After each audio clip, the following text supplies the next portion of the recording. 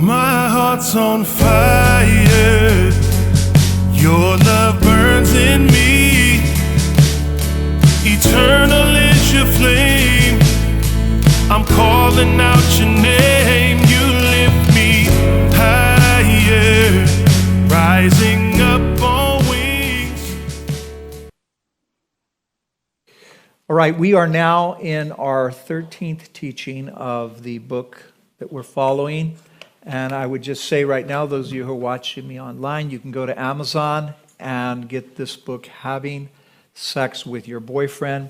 Type my name, Charlie Avila. I think if you just type the title, there is no book on Amazon that has this title. So it will come up and you will be able to get it in Kindle, hard copy, audio, or soft cover. All right, we are here. We're going to talk this, maybe the most devastating verse. The last verse in the last session will be the most devastating. But this one, without a doubt, is one of the strongest statements against fornication in the whole Bible. And it's what Paul said here in 1 Corinthians chapter 10 and verse 8. So let's look at that. 1 Corinthians 10 and verse 8.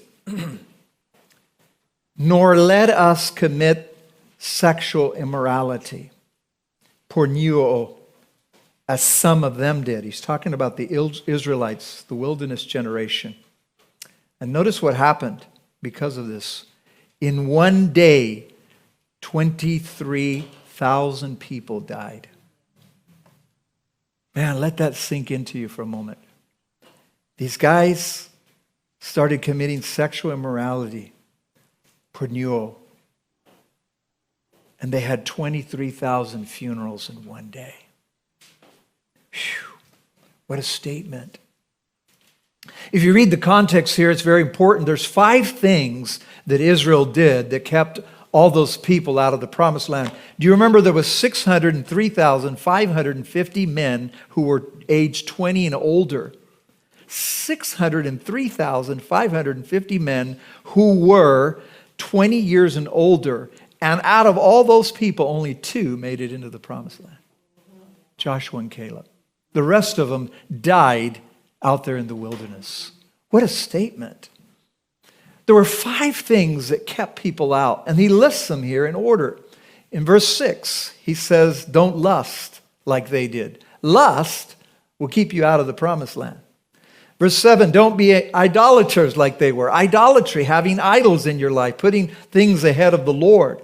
Here in verse 8, sexual immorality will keep you out of the promised land. Verse 9, tempting Christ, tempting the Lord, where you're tempting God. He says, they were destroyed by serpents. Wow. And the other one, which is really bad nowadays, is complaining. Don't complain like some of them did. And what? They were destroyed by the destroyer. Whew. Man, that's a lot right there. Man, these kept the children of Israel out of the promised land. And can I tell you, they keep us Christians also out of our promised land and what God wants to fulfill in our lives. And right in the middle of this is sexual immorality. You guys remember the story here from verse 8, what he's referencing. It was when in Numbers chapter 22, 23, 24, and then he leads into that devastating chapter 25. You remember Balak, the king, hired Balaam, who was a sorcerer. And Balaam, Balak said, whoever you curse is cursed, and whoever you bless is blessed. And do you remember when he hired him to curse Israel? And do you remember when he got there and he goes, okay, you ready to curse them? He goes, yeah, I am. And he goes, the Lord bless you. That's what came out of his mouth. The Lord bless you guys. And he says, I told you to curse them. And then he went to another hill. And he goes, you ready to curse them now? I go, yeah, I'm ready to curse them now. I go, ready? The Lord bless you. And he goes, man, I hired you to curse him and you're blessed. Man, he got mad. The Bible even says he clapped his hands. Balak was so upset. And he just kept blessing them. He couldn't curse. And the Bible later on tells us the Lord turned his curses into a blessing. The Lord made it so that he couldn't curse his people. And he blessed his people. So those are chapters 22, 23, 24. He gives these incredible oracles, even some a prophecy about Jesus. But then he says, man, I could have given you a lot of money if you would have cursed them for me. You can go back home. And somehow we read later on in Numbers 31, he says, well, we can't curse them from the outside, but let me show you how to curse them from the inside. Let me show you how to really get them. He says, go get the girls. Go get the Moabite women. That's why he goes, go get the women and they'll be gone. God will curse them. And sure enough, they went, Balak got all these Moabite women, and they came. And all these guys started fornicating. And there was one guy who was real egregious. Zimri. Zimri went and got a girl, and even names her Cosby. Never go out with Cosby. I'm just warning you right now. Never go out with Cosby. So this guy, right in the presence of Moses, right in front of the tabernacle of God, he took this girl and he fornicated in front of everybody. Can you imagine that? He opened his tent so everybody could see him fornicating. And do you remember what Phinehas did, Aaron's oldest son? He went and got a spear. And while they were fornicating, he took that spear and he drove it right through both of them and speared them to death. And you remember what God didn't say, wow, you're really mean, Phinehas. You shouldn't have done that to them. What's wrong with you? No, he says, I'm going to give you an eternal priesthood because you had zeal for me. You had zeal for who I am and my holiness. And when he did that, the minute he stabbed them, the plague stopped because all these other people were fornicating too, and they were all dying. And so 24,000 total people died, and Paul points out here that in one day there 23,000 people died. I want to tell you, brothers and sisters, and I share this story a lot. There was a lady in the church. She says, Pastor Charlie, I've been praying and the Lord's showing me, and I believe that it was true. She said, there's people driving by here on Fowler cursing this church. There's witches that are going by and they curse our church. They curse that the pastor will fail. They curse that we would never grow. They curse that bad things would happen over here. And I don't know, I wasn't thinking about it. She just said it to me, and I just said back to her, it just came out of me, and I said, you know what, I'm not worried about what they can do on the outside. I'm worried about what the devil can do on the inside with this sin. Because we've been hurt more by this sin than any other sin. We have been. We've all been hurt by this sin. So I'm not worried about what people can do on the outside. I'm worried about what can happen on the inside. We need the Lord.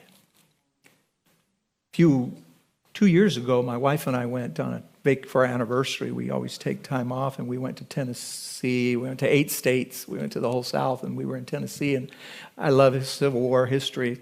So we went south of Nashville, and we went to the Stone River Civil War site, and a lot of Union soldiers are buried there. And so these are pictures from my camera. As far as you could see, hundreds of miles, there's these gravestones. What's sad is you see these little stones right here? They're just numbers. It just says number 3,598. They don't even know who it is. It was killed during the Civil War.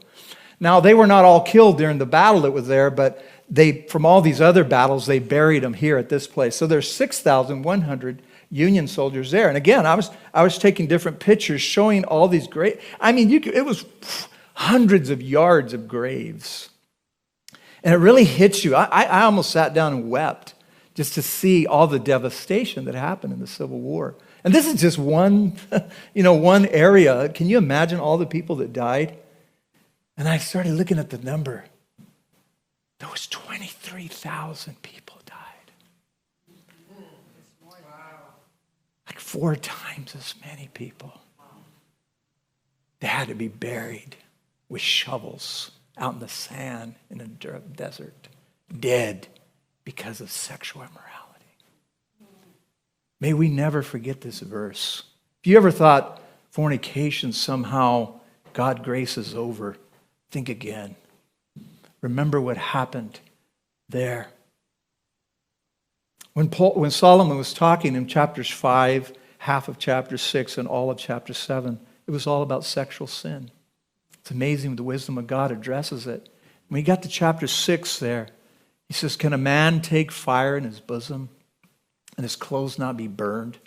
Can you walk on hot coals and his feet not be seared? There's people that have told me, Christians, said, Pastor, this is not going to hurt anybody. It's not going to hurt anything. I'm going to show you in a little bit how it hurts the whole church. Your individual fornication in your room, somewhere, someplace, in an apartment, in the backseat of a car, is going to affect the whole church. You think it doesn't. Oh, no, I'm holy. I'm over here. No, it infects it because we're members one of another. What you do affects me. What I do affects you. So we got to be watching out for one another. We'll talk about that here in just a second. Don't think, brothers, that we can do this and it's not going to burn us. It's going to burn us. And we're going to be burned, and that hurts. So we're going to talk now next about abstaining from fornication in the book of Acts.